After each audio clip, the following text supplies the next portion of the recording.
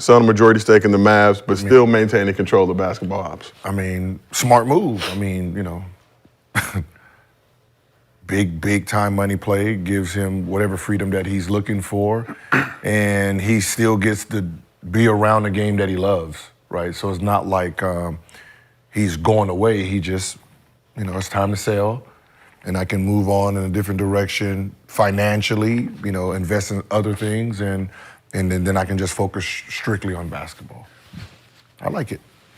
Yeah, $3.5 billion. That's I think the total value. I thought it'd be more based on just how teams have been moving nowadays, but no, good for him. I mean, I saw a lot of negative responses to him doing that. Like, oh, something about to come out. I'm just like, why can't a guy just want to cash out and enjoy his life? What? I do like him on Shark Tank though, so that kind of makes me upset. But good for him. I didn't realize Cuban was 65, so he's been in this game. He's good for 65. Yeah, he out here. Go, Mark. Been in a long time. Yeah.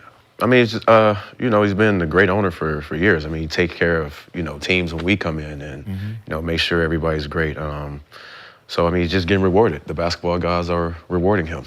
Okay. For, being a great owner and, for what he does.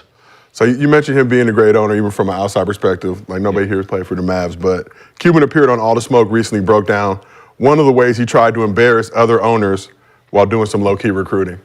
Every time you play the Dallas Mavericks, whether you win or lose, you win. If you win, you get to eat. Because it's a full buffet laid out in the locker room: barbecue, beans, cornbread, biscuits, you name it. Links, all that, ribs. Just sitting there The best in the locker barbecue room. sauce. I don't know whose barbecue sauce that is, but shout out to them. How did that come about, though? I wanted to embarrass other owners. Ooh, that's what it was. I'm like, they don't even, because I would hear from guys, we don't get this, we're guys we would trade for. Guys would tell me, I just went from the outhouse to the penthouse, and I'm like, okay, I just want to rub it in a little bit.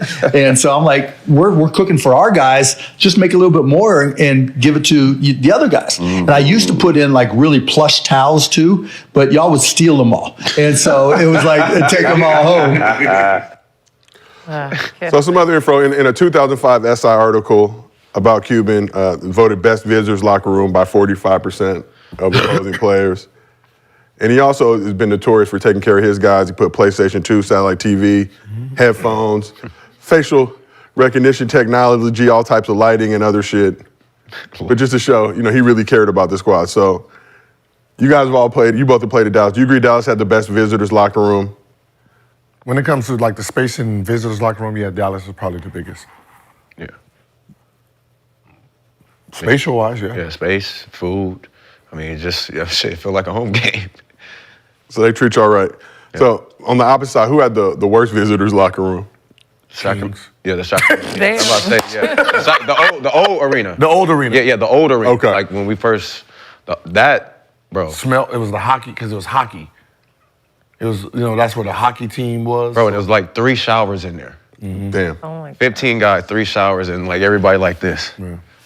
That was the worst. It was funny, we both said it. That's funny.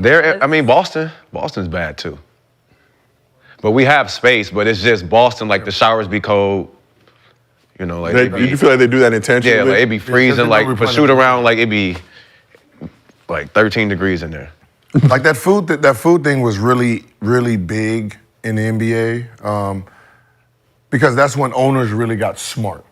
Right now, I remember I had the conversation with A. Poland about that. Like, most of us are coming in here on empty stomachs, practicing, and then when we leave, we're gonna eat fast food. We're young. We don't know. We don't understand gourmet food. Yeah, we have all the money, but we didn't come from college. Like, think about what we ate in college, coming from home. So we don't understand chef and all that stuff. So it would be a better investment for you to have food here. Lunch after practice or breakfast, right? We didn't, even when I left in 2010, we didn't have catering yet. We didn't actually have catering inside that locker room yet. We got catering on the food from Dallas and Cleveland. I thought LeBron was the first one. I thought Cleveland at 2003, 2004 was the first group to give the opponent food.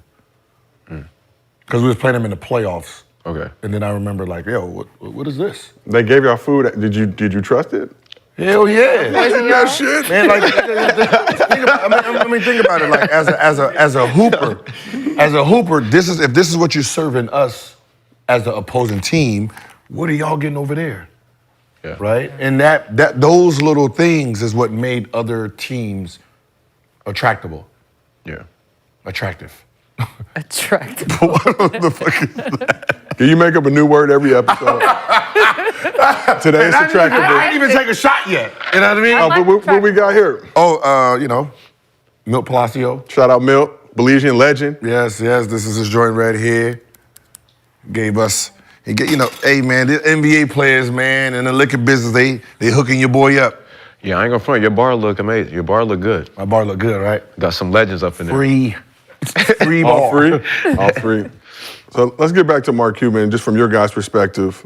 I know neither of you play for the Mavs, but how is Cuban viewed as an owner by other players around the league? I mean, for sure, top three owner. Platinum, for sure. Ever. Platinum tier? Platinum tier. Yeah. Like from how he treats his players. Like, I mean, just put it like this. He sells his team, but inside of this sale, he still wants to be head of operations of basketball. That's how much he actually cares about the actual game. You know, the business part is probably like, I'm done with the business part of it, but just the basketball side of it, I still want full control. Yeah. Yeah, because I just saw them play. I just took my son to the game. They played the Lakers. Okay. I just played the Lakers. I just had my son King. He met Mark Cuban was back there, just still involved, everything, like all up in it. Like you could tell he still just enjoys it. Was Cuban doing any dirty macking back in the days, like trying to recruit on the low? You didn't have to. You don't have to. I mean, your locker room did it all. Like, man, y'all got PlayStation in here? Yeah. Oh, man. Then you go back to your rusty ass shit like, oh, that's a bullshit. I remember like my rookie year, we was playing him, and he's out there early shooting. Mm-hmm. And I remember I had my high top fade, and I was shooting. He was like, "Hey man, you should keep that. Like that's good marketing. Like you know." So he was just complimenting me on my marketing and like how I was. So it was pretty cool. So question for you guys, why do we feel like we hear all this great shit about Cuban, all this great stuff about the Mavs, but it really hasn't translated into them landing big name free agents just historically? So what do you think the issue is? Plus Texas, I think the tax situation, you get to save a lot of your bread. They would seem like a marquee destination. It is a marquee destination if the rules was even. Like when you talk about marketing, you're talking about the NBA, right? The destination's about the teams with the most money, right? When you're talking about lockouts, when we have a lockout, the lockout is never about players' salary. It's about owners they're not getting along, right? Because, Mark Cuban's overpaying for these free agents, which ups the value. So if you're worth 50, right, and your team is ready to pay you 50, and he comes and says, I'll give you 70. Now you worth 70 to him. Now whoever was in front of you, they automatically bump up and all that. So they were inflating. So there's 4 or 5 owners that was inflating the prices in the free agency market. So they end up having a lockout, right? That's what the lockout's for. It's the owners don't get along.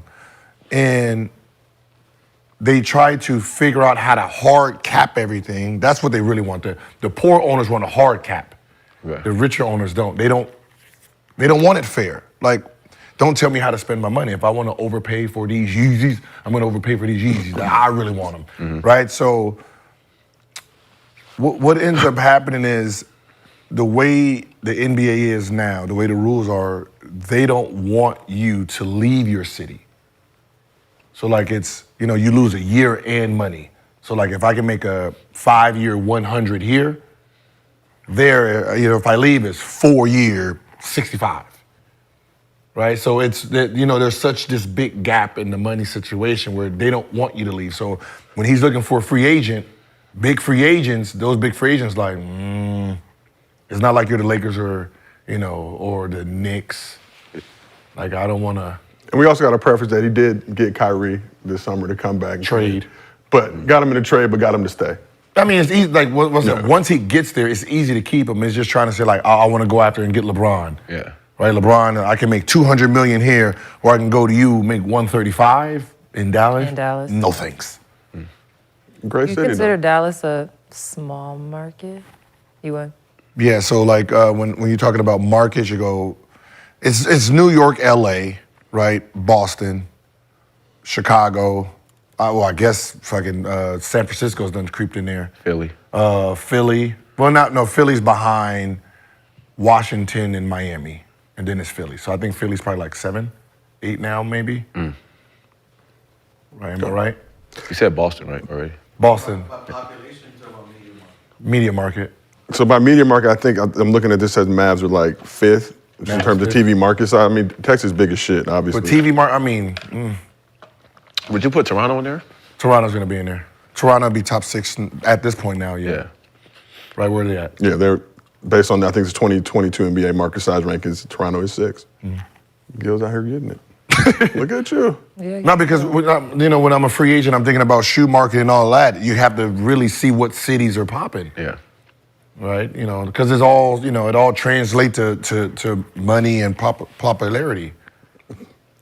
Popularity. I wasn't gonna say nothing. So Lex, like even little things like this, like you're better to be on the East Coast for being a celebrity unless you're that guy on the West, right? Because the East Coast, the West Coast gets to watch you play, Right. right, all the time. By the time a West Coast game comes on, right, unless you are the man, they're asleep. Yeah. Right, it's 10 o'clock, 10:30 by the time a West Coast game comes on. So people are just sitting there, getting ready to fall asleep. So they don't really watch you like that unless you are a top guy. Other than that, that's why somebody like Jokic and all them wouldn't get that same, status. So that accounts too. Somebody like Booker gets hurt. So Lexi, without compromising any current or future bags, who is the gold standard of owners in the WNBA? Vegas. Mark Davis. I'm just pretty. Like it's not even close. New York is pretty close. Okay. But yeah, Mark Davis has like embarrassed the entire league pretty much. Okay. So everybody else needing to get their weight up. Yeah, absolutely. Okay. Yeah. And again, not trying to jeopardize no bags, but Nah. facts are facts. We good.